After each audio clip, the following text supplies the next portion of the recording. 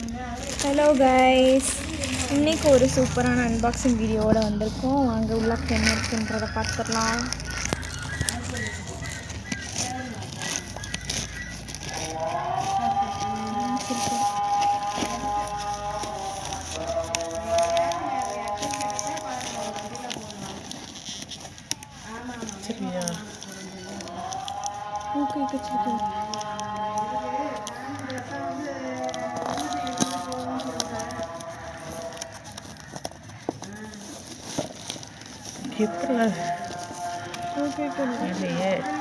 இந்த கல்லே நம்மளுக்கு ஆயுதம்.